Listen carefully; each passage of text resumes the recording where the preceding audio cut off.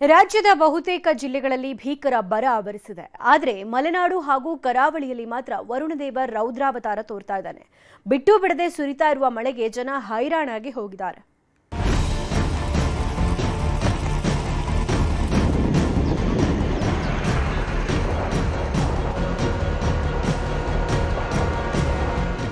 ಕಳೆದ 2 ತಿಂಗಳಿನಿಂದ ಮಾಯವಾಗಿದ್ದ ಮಳೆರಾಯ ಹುಚ್ಚೆದ್ದು ಸುರಿಯೋದಕ್ಕೆ ಶುರು ಮಾಡಿದ್ದಾನೆ.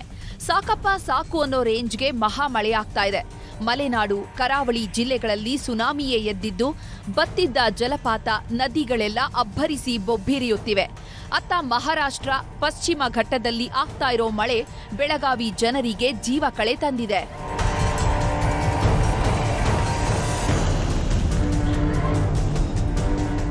ಮಲೆನಾಡು ಭಾಗದಲ್ಲಿ ಮಳೆರಾಯ ಅಬ್ಬರಿಸಿ ಬೊಬ್ಬಿರಿಯುತ್ತಿದ್ದಾನೆ. ಸಕಲೇಶಪುರ ತಾಲೂಕಿನ ಯಡಕುಮರಿ ಬಳಿ ಸಾಲು ಸಾಲು ಅವಾಂತರಗಳು ಸೃಷ್ಟಿಯಾಗಿವೆ. ಮಳೆ ಅಬ್ಬರಕ್ಕೆ ರೈಲ್ವೆ ಹಳಿ ಮೇಲೆ ಗುಡ್ಡ ಕುಸಿದಿದ್ದು, ಬೆಂಗಳೂರು ಮಂಗಳೂರು ಮಾರ್ಗದ ಎಲ್ಲಾ ರೈಲು ಸಂಚಾರ ರದ್ದು ಮಾಡಲಾಗಿತ್ತು. ನಿನ್ನೆ ಮಧ್ಯರಾತ್ರಿ ಗುಡ್ಡ ಕುಸಿದ ಪರಿಣಾಮ ಪ್ರಯಾಣಿಕರು ಪರದಾಡಿದ್ರು.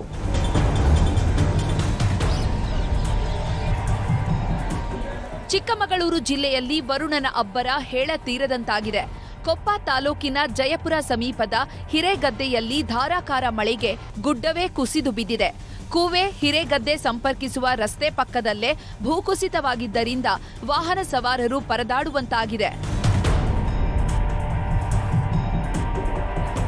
ಪಶ್ಚಿಮ ಘಟ್ಟಗಳ ಸಾಲಿನಲ್ಲಿ ಕಳೆದೆರಡು ದಿನದಿಂದ ಭಾರೀ ಮಳೆಯಾಗ್ತಿದೆ. ಚಿಕ್ಕಮಗಳೂರು ಜಿಲ್ಲೆಯ ಕೊಪ್ಪ ತಾಲೂಕಿನಲ್ಲಿ ಮಳೆ ಹೊಡೆತಕ್ಕೆ ಹಳ್ಳ ಕೊಳ್ಳಗಳು ಮೈದುಂಬಿ ಹರಿಯುತ್ತಿವೆ. ಮೆಣಸಿನಹಾಡಿಯ ಕಿರು ಸೇತುವೆ ಮೇಲೆ ನೀರು ಹರಿತಾ ಇದ್ದು, ಕೋಗ್ರೆ ಹೊರನಾಡು ಸಂಪರ್ಕಿಸುವ ರಸ್ತೆ ಸಂಚಾರ ಅಸ್ತವ್ಯಸ್ತವಾಗಿದೆ. ಇದರಿಂದ ವಾಹನ ಸವಾರರು ಹೈರಾಣಾಗಿದ್ದಾರೆ.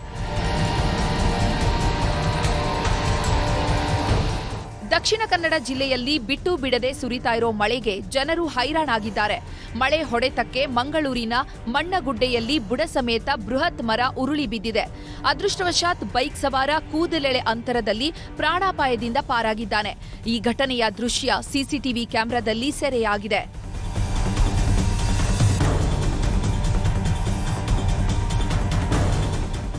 ದಕ್ಷಿಣ ಕನ್ನಡ ಜಿಲ್ಲೆಯಲ್ಲಿ ಕ್ಷಣ ಕ್ಷಣಕ್ಕೂ ಮಳೆಯ ಅಬ್ಬರ ಜಾಸ್ತಿಯಾಗ್ತಿದೆ. ಹೀಗಾಗಿ ಕಡಲ ತೀರದಲ್ಲಿ ರಕ್ಕಸ ಅಲೆಗಳ ಅಬ್ಬರ ಜೋರಾಗಿದ್ದು, ಮಂಗಳೂರಿನ ಸಸಿ ಹಿತ್ಲು ಕಡಲ ತೀರದಲ್ಲಿ ಆತಂಕ ಶುರುವಾಗಿದೆ. ಅಪಾಯದಲ್ಲಿರುವ ರೆಸಾರ್ಟ್ ಹಾಗೂ ಮನೆ ಮಾಲೀಕರು ಜೀವ ಕೈಲಿ ಹಿಡ್ಕೊಂಡಿದ್ದಾರೆ.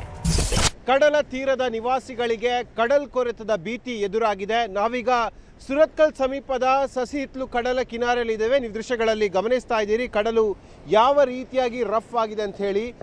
ಈಗಾಗಲೇ ಸಾಕಷ್ಟು ಮನೆಗಳು ಅಪಾಯದ ಸ್ಥಿತಿಯಲ್ಲಿದೆ. ನೀವು ಸಸಿ ಹಿತ್ಲು ಭಾಗದ ಒಂದು ರೆಸಾರ್ಟನ್ನು ಕೂಡ ಗಮನಿಸ್ತಾ ಇದ್ದೀರಿ. ರೆಸಾರ್ಟ್ನ ದಡದಲ್ಲೇ ಈಗ ಕಡಲ್ನ ಅಲೆಗಳು ಬಂದು ಅಪ್ಪಳಿಸ್ತಾ ಇದೆ. ಯಾವುದೇ ಕ್ಷಣದಲ್ಲಿ ಕೂಡ ಇಲ್ಲಿ ಭೂಕುಸಿತ ಸಂಭವಿಸಬಹುದು. ಇನ್ನು ಉತ್ತರ ಕನ್ನಡ ಜಿಲ್ಲೆಯಲ್ಲಿ ಕಳೆದೆರಡು ದಿನಗಳಿಂದ ಎಡಬಿಡದೆ ಮಳೆ ಅಬ್ಬರಿಸ್ತಾ ಇದೆ. ಶಿರಸಿಯಲ್ಲಿ ಸುರಿದ ಮಳೆಗೆ ಬಡಾವಣೆಗಳೆಲ್ಲ ಜಲಾವೃತವಾಗಿದ್ದು, ಮನೆಗಳಿಗೂ ನೀರು ನುಗ್ಗಿದೆ. ಕೋಟೆ ಕೆರೆ ಕೋಡಿ ಬಿದ್ದಿದ್ದು, ರಸ್ತೆ ಮೇಲೆಲ್ಲ ನೀರು ಹರಿಯುತ್ತಿದೆ. ಮಹಾಮಳೆ ಆರ್ಭಟಕ್ಕೆ ಪಶ್ಚಿಮ ಘಟ್ಟದ ತಪ್ಪಲಿನಲ್ಲಿ ನದಿಗಳೆಲ್ಲ ಹುಚ್ಚೆದ್ದು ಹರಿಯುತ್ತಿವೆ. ಉಡುಪಿ ಜಿಲ್ಲೆಯ ಕಾರ್ಕಳದ ಈದು ಗ್ರಾಮದಲ್ಲಿ ಕಿರು ಸೇತುವೆ ಮುಳುಗಿದ್ದು, ಹಲವು ಮನೆಗಳಿಗೆ ಸಂಪರ್ಕ ಕಟ್ಟಾಗಿದೆ.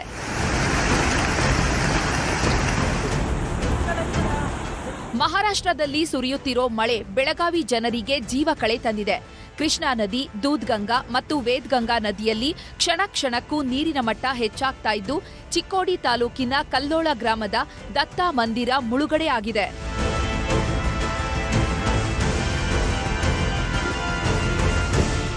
ಇನ್ನು ಮಹಾರಾಷ್ಟ್ರ ಮಳೆಗೆ ಬೆಳಗಾವಿಯ ಗೋಕಾಕ್ ತಾಲೂಕಿನ ಗೋಡಚಿನ ಮಲ್ಕಿ ಜಲಪಾತ ಮೈದುಂಬಿ ಹರಿತಾ ಇದೆ.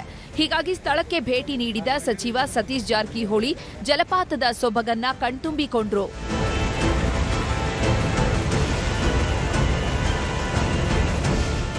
ಹುಬ್ಬಳ್ಳಿಯಲ್ಲೂ ಕಳೆದ 2 ದಿನಗಳಿಂದ ಉತ್ತಮ ಮಳೆಯಾಗ್ತಿದೆ. ಇದರ ಪರಿಣಾಮ ರೈತರ ಮೊಗದಲ್ಲಿ ಮಂದಹಾಸ ಮೂಡಿದೆ. ಕೃಷಿ ಚಟುವಟಿಕೆ ಶುರುವಾಗಿದೆ.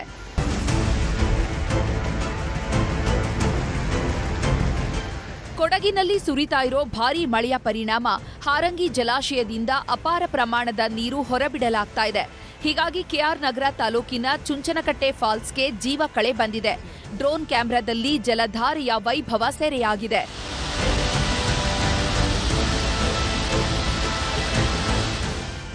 ಇನ್ನು ಕೇರಳದ ವಯನಾಡಿನಲ್ಲಿ ಮಳೆ ಅಬ್ಬರ ಕ್ಷಣ ಕ್ಷಣಕ್ಕೂ ಹೆಚ್ಚಾಗ್ತಾ ಇದ್ದು ಕಬಿನಿ ಡ್ಯಾಂ ತುಂಬಿ ತುಳುಕ್ತಾ ಇದೆ.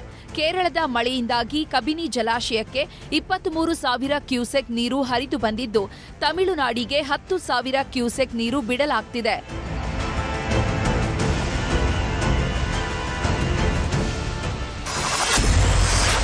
ಕಾವೇರಿಗಾಗಿ ಸರ್ವಪಕ್ಷ ಸಭೆ, ಮೇಲ್ಮನವಿ ಸಲ್ಲಿಸಲು ಚರ್ಚೆ. ಕಾವೇರಿ ನದಿ ನೀರು ನಿರ್ವಹಣಾ ಪ್ರಾಧಿಕಾರ ತಮಿಳುನಾಡಿಗೆ ನೀರು ಬಿಡುವಂತೆ ಆದೇಶಿಸುತ್ತಿದ್ದಂತೆ ಕಾವೇರಿ ಕೊಳ್ಳದ ಜನ ರೊಚ್ಚಿಗೆದ್ದಿದ್ರು. ಯಾವುದೇ ಕಾರಣಕ್ಕೂ ಹನಿ ನೀರು ಬಿಡೋದಕ್ಕೂ ನಾವು ಒಪ್ಪಲ್ಲ ಅಂತ ಬೀದಿಗಿಳಿದಿದ್ರು. ಹೀಗಾಗಿ ಅಡಕತ್ತರಿಯಲ್ಲಿ ಸಿಲುಕಿದ ಸರ್ಕಾರ ಸರ್ವಪಕ್ಷ ಸಭೆ ಕರೆದಿತ್ತು. ಎಲ್ಲ ಪಕ್ಷದ ನಾಯಕರ ಜೊತೆ ಚರ್ಚಿಸಿ ಮುಂದಿನ ನಿರ್ಧಾರ ಕೈಗೊಳ್ಳೋದಕ್ಕೆ ಅಣಿಯಾಗಿದ್ರು. ಆದರೆ ಅಷ್ಟೊತ್ತಿಗಾಗಲೇ ಕಬಿನಿ ಜಲಾಶಯ ತುಂಬಿ ತುಳುಕ್ತಾ ಇದೆ. ಹೀಗಾಗಿ ತಮಿಳುನಾಡು ಕೇಳಿದ್ದಕ್ಕಿಂತ ಹೆಚ್ಚುವರಿ ನೀರೇ ಹರಿದು ಹೋಗ್ತಾ ಇದೆ. ಇದರ ಮಧ್ಯೆಯೇ ಇವತ್ತು ಸಿಎಂ ಡಿಕೆಶಿ ನೇತೃತ್ವದಲ್ಲಿ ಸರ್ವಪಕ್ಷ ಸಭೆ ನಡೆಸಲಾಯಿತು. ಈ ವೇಳೆ ಸಿದ್ದರಾಮಯ್ಯ, ಕುಮಾರಸ್ವಾಮಿ, ಯಡಿಯೂರಪ್ಪ, ಬೊಮ್ಮಾಯಿ ಸೇರಿದಂತೆ ಬಹುತೇಕ ನಾಯಕರು ಭಾಗಿಯಾಗಿದ್ರು. ಈ ವೇಳೆ ಪ್ರಧಾನಿಗೆ ಪತ್ರ ಬರೆದು ಶಾಶ್ವತ ಪರಿಹಾರ ಕಲ್ಪಿಸೋದಕ್ಕೆ ಮನವಿ ಮಾಡಲು ತೀರ್ಮಾನಿಸಿದ್ದಾರೆ. ಅಲ್ಲದೆ ಸುಪ್ರೀಂ ಅಂಗಳಕ್ಕೆ ಹೋಗಲು ಕಾನೂನು ತಜ್ಞರ ಜೊತೆ ಚರ್ಚಿಸಲು ನಿರ್ಧಾರ ಮಾಡಿದ್ರು. ಸಭೆ ಬಳಿಕ ಮಾತನಾಡಿದ ಡಿಕೆ ಶಿವಕುಮಾರ್ ಕರ್ನಾಟಕ ಬಂದ್ ಕೈಬಿಡುವಂತೆ ಮನವಿ ಮಾಡಿದ್ರು. ಈ ಬಂದ್ನಿಂದ ನಿಮಗೇನು ಪ್ರಯೋಜನ ಆಗುವುದಿಲ್ಲ. ಆಲ್ ಪಾರ್ಟಿ ಮೀಟಿಂಗಲ್ಲೂ ಕೂಡ ಈ ತೀರ್ಮಾನ ಬಂದಿದೆ. ಆಲ್ ಪಾರ್ಟಿ ಮೀಟಿಂಗಲ್ಲೂ ಕೂಡ ನಾನೊಂದು ಅಪೀಲ್ ಮಾಡಬೇಕು ಸರ್ಕಾರದ ಪರವಾಗಿ ಅಂತೇಳಿ ಎಲ್ಲರೂ ಕೂಡ ಸಲಹೆಯನ್ನು ಕೊಟ್ಟಿದ್ದಾರೆ. ಆ ಸಲಹೆ ಮೇರೆಗೆ ನಾನು ಎಲ್ಲರೂ ಕೂಡ ನಿಮಗೆ ಬಂದಿಂದ, ಯಾಕೆಂದರೆ ನಾವು ಏನು ಪ್ರಯೋಜನ ಆಗುವುದಿಲ್ಲ. ಯಾರ ಮೇಲೆ ಸರ್ಕಾರನೇ ನಿಮ್ಮ ಪರವಾಗಿ ನಿಂತಿರುವಾಗ, ಸರ್ಕಾರ ಮತ್ತು ಪ್ರಕೃತಿ ಎರಡೂ ಕೂಡ ನಿಮ್ಮ ಜೊತೆಯಲ್ಲಿ ನಿಂತಿರುವಾಗ ಇದಕ್ಕೆ ದಣು ತಗೊಳ್ಬಾರ್ದು ಅಂಥೇಳಿ ನಾನು ಮನವಿಯನ್ನು ನಾನು ಈ ಸಂದರ್ಭದಲ್ಲಿ ಮಾಡಲಿಕ್ಕೆ ನಾನು ಪ್ರಯತ್ನ ಮಾಡ್ತಾ ಇದ್ದೇನೆ. ಒಟ್ನಲ್ಲಿ ಕಾವೇರಿ ಸಮಸ್ಯೆಗೆ ತಾತ್ಕಾಲಿಕ ಬ್ರೇಕ್ ಬಿದ್ದಿದೆ. ಮಲೆನಾಡು ಕರಾವಳಿಯಲ್ಲಿ ಹುಚ್ಚೆದ್ದು ಮಳೆ ಆಗ್ತಾ ಇದೆ. ಆದರೆ ಉತ್ತರದಲ್ಲಿ ಮಾತ್ರ ಬರ ಭೀಕರ ತಾಂಡವವಾಡ್ತಿದೆ. Bureau report, news 18.